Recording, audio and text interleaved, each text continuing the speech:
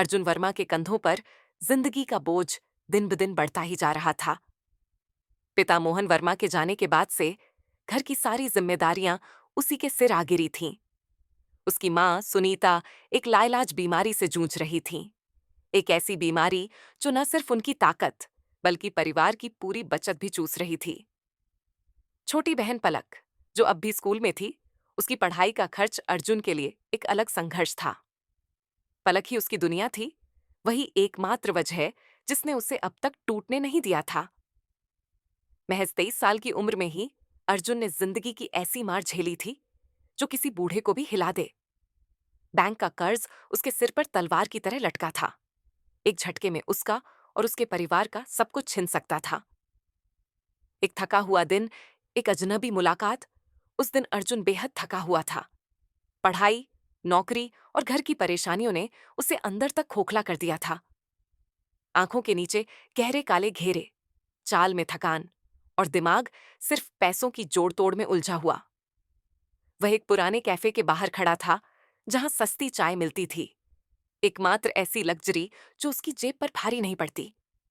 जैसे ही उसने जेब से सिक्के निकालकर गिनने शुरू किए, उसे लगा जैसे कोई उसे घूर रहा है। नजर उठाते ही उसने देखा, एक प्रभावशाली महिला उसके सामने खड़ी थी। उसकी चाल में अजीब आत्मविश्वास था और आंखें बाज की तरह तेज। वह कोई और नहीं, वैशाली कपूर थी, बिजनेस की दुनिया की एक जाना माना शख्सियत, जिसने पुरुषों के दबदबे वाले उद्योग में अपनी धाक जमाई थी। मैं तुमसे शादी करना चाहती हूं, अर्जुन वर्मा। वैशाली की आवाज स्थिर और अधिकारपूर्ण थी, जैसे वह कोई प्रस्ताव नहीं बल्कि एक तथ्य बता रही हो। अर्जुन का दिल धक से रुक गया। यह क्या सुन रहा हूं? वैशाली ने बिना किसी भाव के आगे कहा, मैं जानती हूं तुम कौन हो। तुम्हारी मां की बीमारी, तुम्हारी बहन की पढ़ाई, तुम पर लदा कर्ज, सब कुछ। और यह भी जानती हूं कि तुम जितनी मेहनत कर रहे हो, उससे ये समस्याएं हल नहीं होने वाली। अर्जुन की सांसें तेज हो गईं। आप कौन हैं? मुझसे क्या चाहती हैं? वैशाली ने हल्की सी मुस्कुराते हुए कहा, मैं चाहती हूं कि तुम मुझसे शादी करो। अर्जुन को लगा जैसे उसके कानों पर विश्वास नहीं हो रहा। यह कोई मजाक है? नहीं, ये एक बिजनेस प्रपोजल है, वैशाली ने सपाट स्वर में जवाब दिया। अगर तुम मुझसे शादी करते हो तो बदले में मैं तुम्हारी मां का इलाज करवाऊंगी, तुम्हारी बहन की पढ़ाई का पूरा खर्च उठाऊंगी और तुम्हारा सारा कर्ज चुका दूंगी। तुम्हारी जिंदगी पहले से कहीं बेहतर हो जाएगी, ज्यादा आसान हो जाएगी। अर्जुन की उंगलियां मुट्ठी में कस गईं। और इसके बदले मुझे क्या करना होगा? उसकी आवाज में अब तीखी सतर्कता थी। सिर्फ मेरे पति बनना होगा। वैशाली ने पूरी शांति से कहा, हमारी शादी सिर्फ कागजों में होगी, लेकिन कुछ शर्तें होंगी। तुम अपनी जिंदगी शर्तों पर जी सकते हो, तुम्हारी स्वतंत्रता बनी रहेगी। अर्जुन ने गहरी सांस ली। यह सपना था या एक ऐसा सौदा जो उसे बचाने के नाम पर उसकी आत्मा को गिरवी रख देगा? इजाब शादी के बाद अर्जुन ने कभी नहीं सोचा था कि उसकी जिंदगी इतनी जल्दी और इतने नाटकीय ढंग से बदल जाएगी। कुछ ही दिनों पहले तक वह एक साधारण संघर्षरत युवक था जो अपनी मां और बहन के लिए दिन रात मेहनत कर रहा था। लेकिन अब वह कानूनी तौर पर वैशाली कपूर का पति था। उनकी शादी जितनी औपचारिक थी उतनी ही ठंडी भी। कोई धूम धड़ाका नहीं, परंपरागत रीति रिवाज नहीं, बस एक हस्ताक्षर, कुछ कानूनी दस्तावेज और गवाह। जब वह पहली बार वैशाली की हवेली में कदम रख रहा था तो एक अजीब सा एहसास उसके दिल में घर कर गया। ये हवेली किसी राजा महाराजा के महल से कम नहीं थी। ऊंची छतें, कीमती फर्नीचर, संगमरमर के फर्श और दीवारों पर टंगी महंगी पेंटिंग्स, हर चीज इस बात की गवाही दे रही थी कि यहां रहने वाली महिला अत्यधिक अमीर थी। लेकिन जितना यह महल नुमा घर आकर्षक था, उतना ही ठंडा और बेरू भी था। पहले दिन अर्जुन को महसूस होने लगा कि इस हवेली में कुछ तो अजीब है। घर के कर्मचारियों का व्यवहार सबसे पहले उसकी नजर में आया। प्रकाश, जो इस हवेली में सालों से काम कर रहा था, हमेशा झुकी नजरों से बात करता। जब भी अर्जुन उससे कोई सवाल पूछता, वह हिचकिचाना कि मुखिया सेविका थी, हमेशा सतर्क रहती। वह नजरें मिलाने से बचती और बिना मतलब कभी अर्जुन के पास नहीं आती। उनके व्यवहार में एक अनकही घबराहट थी। अर्जुन को यह भी महसूस हुआ कि हवेली में जीवन जैसा कुछ नहीं था। इतनी भव्य हवेली होते हुए भी उसमें कोई गर्माहट नहीं थी। वह अक्सर अमीर घरों में देखी जाने वाली पारिवारिक तस्वीरों को देखने की उम्मीद करता था, लेकिन यहाँ कोई ऐसी तस्वीर नहीं थी। दीवारों पर बस महंगी कलाकृतियां थीं, जो ठंडे रहस्यमयी अतीत की कहानी कह रही थीं। हवेली की दीवारों पर टंगी कलाकृतियों को देखकर कोई भी समझ सकता था कि वे केवल सजावट के लिए खरीदी गई थी, न कि किसी भावनात्मक लगाव से हर रात हवेली का वातावरण और भी रहस्यमय हो जाता। रात के अंधेरे में जब हवेली के लंबे भव्य गलियारों में अर्जुन चलता, तो उसे कई बार ऐसा महसूस होता कि कोई उसे देख रहा है, लेकिन जब भी वह मुड़कर देखता, वहां बस सन्नाटा होता। जैसे जैसे दिन बीतते गए, अर्जुन ने एक अजीब बात नोटिस की। हवेली के दूसरे माले पर एक दरवाजा था, जो हमेशा बंद रहता था। यह कोई साधारण दरवाजा नहीं, बल्कि उस पर एक भारी और मजबूत ताला लगा हुआ था। सबसे अजीब बात यह थी कि उस दरवाजे के ठीक सामने एक सीसीटीवी कैमरा लगाया गया था, जो हर वक्त उस पर नजर रखता था। ऐसा लगता था जैसे हवेली में कुछ ऐसा था जिसे दुनिया से छुपाकर रखा गया था। वैशाली के साथ उसका रिश्ता बेहद सतही था। वह अपने काम में व्यस्त रहती, और जब भी दोनों आमने सामने होते, उनकी बातचीत बस औपचारिक होती। वे एक एनएमही टेबल पर डिनर करते, लेकिन उनके बीच शायद ही कोई निजी बातचीत होती। वैशाली ने कभी अर्जुन की माँ या वह बहन के बारे में कुछ नहीं पूछा। ऐसा लगता था जैसे वह केवल अपनी शर्तों पर ही बातचीत करती थी। पहली झलक। एक रात जब अर्जुन अपने कमरे की ओर जा रहा था, उसने देखा कि हवेली के एक हिस्से में हल्की रोशनी थी। वह रुका और गौर से देखने लगा। यह रोशनी वैशाली के निजी दफ्तर से आ रही थी। यह कमरा हवेली के सबसे अंदरूनी हिस्से में था, जहां वह अक्सर अकेली जाती थी। अर्जुन के मन में उत्सुकता जागी। वह दबे पांव दरवाजे के पास गया और कान लगाकर सुना। अंदर से वैशाली की आवाज आ रही थी। वह अभी तक नहीं जानता, लेकिन बहुत जल्द जान जाएगा। अर्जुन का शरीर सुन्न पड़ गया। कौन सी बात थी जो उसे नहीं पता थी? और क्यों वैशाली यह सुनिश्चित कर रही थी कि उसे यह बात अभी तक मालूम ना हो? उसका दिल तेजी से धड़कने लगा। क्या यह शादी महज एक समझौता नहीं थी, जैसा उसने सोचा था? या फिर इसके पीछे कोई बड़ा राज छुपा था? उसने धीरे धीरे पीछे हटते हुए सोचा कि अब वह इस हवेली के रहस्य को जानने के लिए तैयार था। लेकिन क्या वह सच का सामना करने के लिए भी तैयार था? राख, वह हवेली के रहस्य का पर्दा उठने लगा। अर्जुन का संदेह अब जुनून में बदल चुका था। हवेली के रहस्यों ने उसे पूरी तरह जकड़ लिया था।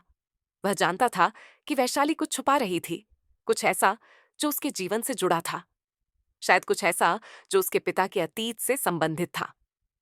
उस रात जब हवेली में हर कोई सो चुका था, अर्जुन चुपचाप अपने कमरे से बाहर निकला। पूरे घर में अजीब सी शांति फैली हुई थी। वह धीरे धीरे चलता हुआ वैशाली के दफ्तर की ओर बढ़ा। इस कमरे के बारे में उसे हमेशा अजीब अनुभूति होती थी। यह घर का सबसे गुप्त स्थान था, जहां वैशाली अकेले में घंटों बिताती थी। लेकिन आज कुछ अलग था। दरवाजा खुला हुआ था। यह पहली बार जब उसने इसे बिना ताले के देखा था, उसका दिल तेजी से धड़कने लगा। यह मौका था, शायद उसकी एकमात्र संभावना, सच को जानने की। अर्जुन ने दरवाजे को हल्के से धकेला और भीतर घुस गया। कमरे में हल्का अंधेरा था, लेकिन लैंप की मध्यम रोशनी में वह हर चीज को साफ देख सकता था। कमरे में महंगी लकड़ी की अलमारियां थीं, जिनमें सजीव इतिहास बंद था। दीवार पर एक तिजोरी थी, लेकिन उसका ध्यान सबसे पहले वैशाली की टेबल पर गया। लक अतीत के दस्तावेज। अर्जुन ने सावधानी से एक एक दराज खोलनी शुरू की। कागज, फाइलें, कुछ आधे अधूरे नोट्स, सब कुछ व्यवस्थित था, लेकिन उनमें से कोई भी उसके सवालों का जवाब नहीं दे रहा था। लेकिन तभी एक कोने में उसे एक मोटा लिफाफा दिखाई दिया। यह पुराना था, उसके किनारे पीले पड़ चुके थे। उसने लिफाफा खोला और उसमें रखे कागजों को देखा। उसके हाथ कांप गए। सबसे पहली चीज जो उसने देखी, वह एक पुरानी तस्वीर थी। उसके पिता मोहन वर्मा किसी अन्य व्यक्ति के साथ खड़े थे। तस्वीर में उसके पिता मुस्कुरा रहे थे, और उनके बगल में जो व्यक्ति था, वह था विक्रम कपूर। वैशाली का दिवंगत पति अर्जुन को एक झटका सा लगा। उसने जल्दी जल्दी बाकी कागजों को पढ़ना शुरू किया। उनमें कुछ पत्र थे जो विक्रम कपूर ने खुद लिखे थे। जैसे उसने पत्रों की पंक्तियां पढ़नी शुरू की। उसके शरीर से जैसे जान निकल गई। वैशाली, तुमने मेरी जिंदगी बर्बाद कर दी। तुम मेरे सबसे बड़े विश्वासघात निकली। तुमने मेरे बिजनेस को तबाह कर दिया, मेरे पैसे हड़प लिए। मुझे अपनी गलती का एहसास बहुत देर से हुआ। मैंने तुम भरोसा किया था और तुमने मेरे साथ धोखा किया। तुम्हारी वजह से मेरी कंपनी दिवालिया हो गई। मेरी इज्जत मिट्टी में मिल गई। तुम्हारी वजह मैंने केरू। अर्जुन के हाथ से पत्र गिर पड़ा। उसके दिमाग में उथल पुथल मच गई। क्या यह सच था? क्या उसके पिता ने विक्रम कपूर के साथ विश्वासघात किया था? क्या उसके पिता वही इंसान थे जिन्हें वह अब तक एक ईमानदार मेहनती व्यक्ति मानता आया था? अरसा सच्चाई सामने आ गई। अचानक एक ठंडी स्थिर आवाज ने उसकी रीढ़ में सिहरन दौड़ा दी। तो तुमने आखिरकार देख ही लिया। अर्जुन धीरे धीरे मुड़ा। दरवाजे पर वैशाली खड़ी थी। उसकी आंखों में कोई आश्चर्य नहीं था, बल्कि एक अजीब सा संतोष था, जैसे वह जानती थी कि यह दिन आएगा। अर्जुन ने पत्र को कसकर पकड़ लिया। उसका गला सूख गया था, लेकिन उसने खुद को संयमित किया। तो यह सब झूठ था। उसकी आवाज गहरी थी, क्रोध और अविश्वास से भरी हुई। यह शादी, यह सब कुछ कोई सौदा नहीं था, बदला था। वैशाली हल्के से मुस्कुराई, लेकिन उसमें कोई कोमलता नहीं थी। तुम समझदार हो अर्जुन। मुझे लग रहा था कि तुम्हें यह सब जानने में और समय लगेगा। अर्जुन का शरीर गुस्से से कांप उठा। तुमने मुझे इस्तेमाल किया, मेरी मजबूरी का फायदा उठाया, सिर्फ इसीलिए कि तुम मेरे पिता से बदला लेना चाहती थी। वैशाली ने एक लंबी सांस ली। उसकी आंखों में वर्षों पुराना दर्द झलक रहा था। तुम्हारे पिता ने मेरी जिंदगी बर्बाद कर दी थी अर्जुन। विक्रम सिर्फ मेरे पति नहीं थे, वह मेरे जीवन का आधार थे। उन्होंने अपने खून पसीने से सब कुछ बनाया था, और तुम्हारे पिता ने वह सब छीन लिया। विक्रम आत्महत्या कर ली। क्या अर्जुन के पैरों तले जमीन खिसक गई? हाँ, उन्होंने अपनी जान ले ली, क्योंकि तुम्हारे पिता ने उनकी जिंदगी में सब कुछ छीन लिया था। अर्जुन की सांसें तेज हो गईं। उसके पिता की छवि उसकी आंखों के सामने घूमने लगी। क्या वे सच में वैसे थे जैसे उसने हमेशा सोचा था? न्याय और मुक्ति की राह, क्या अर्जुन के पिता सच में निर्दोष थे, या उन्होंने वाकई किसी की जिंदगी बर्बाद थी? हवेली के उस कमरे में अतीत का अंधकार और भी घना हो गया था। अर्जुन को समझ नहीं आ रहा था कि अब वह किस पर यकीन करे, अपने पिता, अपनी परवरिश पर, या उस महिला जिसने अब तक उसे सिर्फ एक मोहरे की तरह इस्तेमाल किया था। लेकिन एक बात तो तय थी, यह कहानी अभी खत्म नहीं हुई थी, और अर्जुन अब इस खेल में सिर्फ एक मोहरा बनकर नहीं रह सकता था। अगासा अर्जुन का संकल्प अब वह डरपोक युवक नहीं था, जो कुछ महीने पहले इस हवेली में कदम रखते समय संदेह और असमंजस से भरा हुआ था। वह अब जान चुका था कि उसकी शादी कोई समझौता नहीं, बल्कि वैशाली कपूर का बदला थी। लेकिन अब वह इस खेल में केवल एक मोहरा बनकर नहीं रह सकता था। वह उस जाल से निकलना चाहता था जिसमें उसे फंसाया गया था। अब वह सिर्फ अपने पिता की सच्चाई ही नहीं जानना चाहता था, बल्कि वैशाली की असली साजिश को भी बेनकाब करना चाहता था। इस लड़ाई में अकेले खड़ा होना आत्महत्या करने जैसा था। इसीलिए उसने अपने सबसे भरोसेमंद दोस्त कबीर शर्मा से मदद मांगी।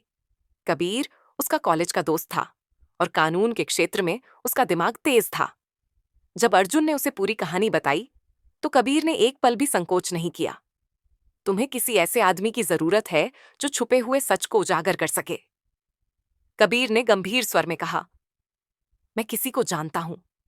राघव अय्यर के एंट्री, यही वह पल था जब अड राघव अय्यर इस खेल में शामिल हुआ। एक प्राइवेट इन्वेस्टिगेटर था जो भ्रष्टाचार और गुप्त मामलों की तह तक जाने के लिए जाना जाता था।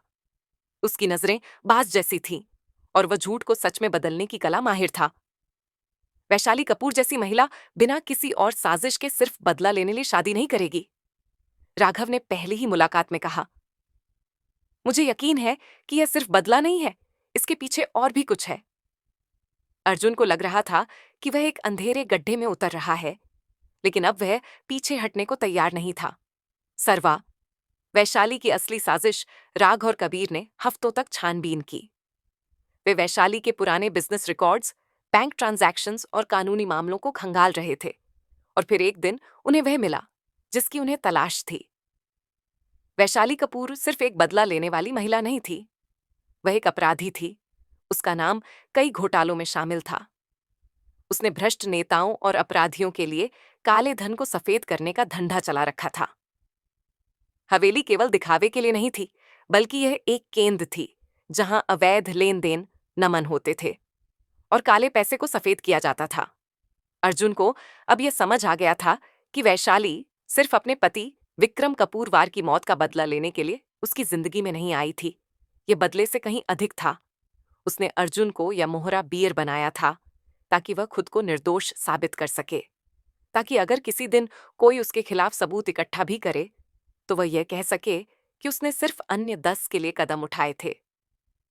अर्गी न्याय की घड़ी अब सब कुछ बदलने वाला था। राघव ने उन सबूतों को इकट्ठा किया जिनमें बैंक रिकॉर्ड्स, गुप्त ट्रांजैक्शंस और हवेली में होने वाली अवैध गतिविधियों के दस्तावेज शामिल थे। अब वक्त आ गया है, कबीर ने कहा। जब वे पुलिस मुख्यालय की ओर बढ़ रहे थे, अर्जुन ने कभी नहीं सोचा था कि वह एक दिन ताम अपनी ही पत्नी के खिलाफ ऐसा कदम उठाएगा। लेकिन यह सिर्फ वैशाली के लिए नहीं था, यह पनिक्की उसके लिए भी था। उसकी आजादी, उसकी पहचान और उसके आत्मसम्मान के लिए लेस। वैशाली की गिरफ्तारी कुछ ही दिनों में पुलिस ने वैशाली कपूर के खिलाफ आधिकारिक जांच शुरू कर दी। जब वैशाली को एक सरकारी अधिकारी से गिरफ्तारी वारंट टन मिला तो उसका चेहरा भावहीन था। उसकी आंखों में ना डर था, ना पछतावा। तुम सोचते हो कि मुझे हरा सकते हो? अर्जुन, उसकी आवाज ठंडी थी, लेकिन उसमें छिपा जहर साफ झलक रहा था। मैं इस दुनिया की सबसे ताकतवर महिलाओं में से एक हूं। तुम क्या समझते हो कि मुझे गिराने की तुम्हारी यह छोटी सी कोशिश कामयाब होगी? अर्जुन अब उसे उसी ठंडी निगाहों से देख रहा था जैसा वह हमेशा उसे देखा करती थी। मुझे तुम्हें गिराने की जरूरत नहीं है, उसने शांत स्वर में कहा। तुम्हारी अपनी नफरत और बदले की आग ने तुम्हें खुद ही तबाह कर दिया है। वैशाली ने उसे कुछ देर खुरा, फिर हल्की सी हंसी, लेकिन वह हंसी खोखलीस थी। 3 दिन बाद वैशाली कपूर को आधिकारिक रूप से गिरफ्तार कर लिया गया। सब्र वाली ऐसे एक नई शुरुआत। वैशाली कभी भी जेल जाने वाली महिला नहीं थी, लेकिन इस बार सारे सबूत उसके खिलाफ थे। उसका बिजनेस एम्पायर ध्वस्त हो गया। जिन लोगों ने कभी उसके ई पर नाचते थे, वे अब उससे मुंह मोड़ रहे थे। हवेली, जो कभी उसकी शक्ति का प्रतीक थी, अब नीलामी बजान के लिए रखी जा रही थी। यह हवेली अब अर्जुन की संपत्ति थी, लेकिन उसने इसे रखने से इनकार कर दिया। यह सिर्फ ईंट और पत्थरों का ढांचा नहीं है, उसने कहा। यह झूठ, धोखे और नफरत की कब्रगाह है। मैं इस बोझ को अपने साथ नहीं रख सकता। अर्जुन ने हवेली बेच दी और उस पैसे से एक नई जिंदगी शुरू करने का फैसला किया। नई जिद्दा, सच्चा प्यार और जिंदगी। इसी दौरान उसकी मुलाकात आदित्य रावण से हुई। आदित्य एक साधारण लेकिन दृढ़ इच्छा शक्ति वाली महिला थी, जो एक अस्पताल में नर्स थी। उनकी पहली मुलाकात महज संयोग थी, लेकिन जल्द ही महादोस्ती में बदल गई और फिर दोस्ती, प्यार में। आदित्य वैशाली से बिल्कुल अलग थी। उसकी आंखों में छल नहीं था, उसकी मुस्कान में कोई बनावट नहीं थी। वह बोझ बल्कि मेहल कांपन थी। वह आजादी अर्जुन को पहली बार लगा कि वह परल सांस ले रहा है, आज जा रहा एक नई पहचान। कुछ साल बाद उनकी शादी हो गई और फिर उनके जीवन में आज एक नया अध्याय को आया, उनका बेटा आर्यन। जब अर्जुन ने अपने बेटे को पहली बार गोद में लिया तो उसे एहसास हुआ कि वह अब पूरी तरह मुक्त था। वह अब सिर्फ कि मोहन वर्मा का बेटा वह नहीं था। वह सिर्फ कि वैशाली कपूर के खेल का मोहरामाह नहीं था। वह अर्जुन वर्मा था, एक ऐसा व्यक्ति जिसने अपने अतीत को एक नई पहचान में बदल दिया था। एक ऐसा व्यक्ति जो अब खुद को जान चुका था और पहली बार उसने महसूस किया वह सच में आजाद था।